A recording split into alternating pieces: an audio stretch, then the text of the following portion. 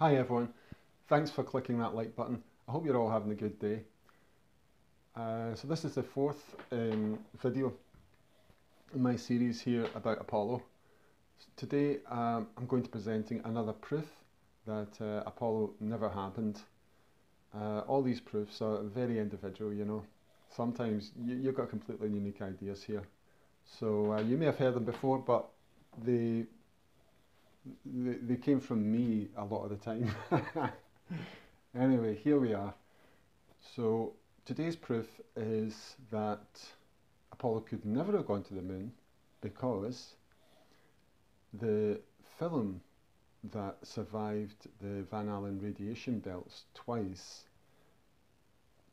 was exposed to more radiation than it was possible with such pristine pictures. So when Apollo came back from the moon, they took off the little strips that had been sewn into the suits of the astronauts and placed in various places around the CSM to measure how much radiation they'd been exposed to. And these are just little strips of film. So they look at the film and they see a little bit of opaque there, they see a little bit of emulsion. Oh, that was exposed to a certain amount of radiation, which corresponds exactly, and you know, then they get a chart and they compare it to other film known to have been exposed to certain levels of radiation. And they say, well, this is the equivalent to what you would get in a couple of dental x-rays. Okay? But if everything inside that craft had been exposed to that level of radiation, how come the film came back pristine? How is it that we can see these wonderful high definitions of Apollo 11 if that is the case?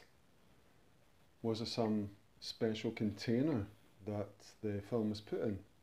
Well, no. The film was put into an aluminium can.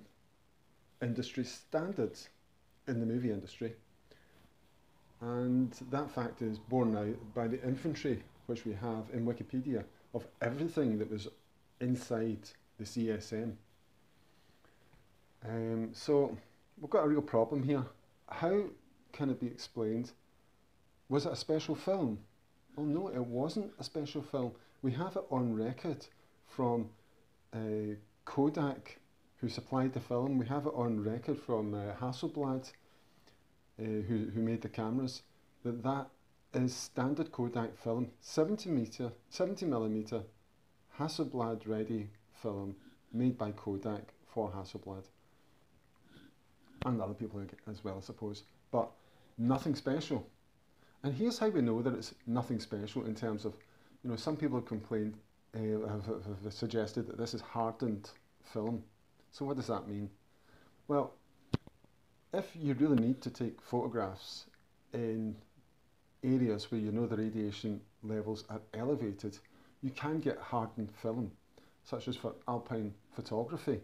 So it was known for a long time that if you go up on the mountain taking pictures, the quality isn't that great. You can almost see the radiation levels increase as you look at the different altitudes that photography goes to. I mean, you get right up the top. It's very hard to get some historic, nice, clear images of the summit of Everest, for example, because you'll always see the traces there of the radiation as it depletes and deteriorates the film. So, a good way of thinking about it that I like, an analogy I like to use, is the Roman arms dealer who's laid out all his wares in a long trestle, and at one end he's got shields and axes, and he's got various paraphernalia, and the other end he's got his short swords and his sharp things at one end, and he's got his shields at the other end. So he's given his spiel at the sword end, the sharp end, and he's telling everyone these are the pointiest swords. They've got the hardest metal. They'll cut through any shield, guaranteed. And he works his way up with his spiel through all his paraphernalia, his hatches, his pontons, until he gets to his shields at the other end. These are the best shields. These are some industry standard if that's what you're paying for, but if you want to pay a bit extra, these shields here, they will withstand anything. And you know, tried and tested in battle. But you know, how can that be? We cannot have an immovable object and an unstoppable force here. You know? And it's the same with this film. It's either high def film, in which case it's not hardened, or it's hardened film, which can take a bit of radiation, but it won't give you images such as those we see of Apollo 11, the LEM on the moon, that very iconic photograph that everybody, you know, has in their mind. And it's the first one that comes up if you Google it. Interestingly, if you do zoom in on that Apollo 11 photo of the LEM sitting on the moon, if you look on the right hand side, the foot, and zoom in on a good telly, if you can get a good JPEG of it, you'll see something sitting there. Even if you've got a bad image, you'll still see something sitting there. It's about twice as tall as the 1 inch of the height of the foot of the pad of the LEM. And if you look closely, you'll see something that looks like an image of the LEM, an image of the whole image, a little one. Yeah. That there is around 70mm, because you can see that it's a good 2 inches bigger than the foot, so you can it is about 70mm. That's a strip of film. That's a negative sat right there in full view for anybody who wants to see it. This has been known for a long time. This is not one of my ideas. My idea is that the photography could never have come back from the moon if the film round about it was all damaged. It could never come back pristine like it did. And to me, that's never been answered.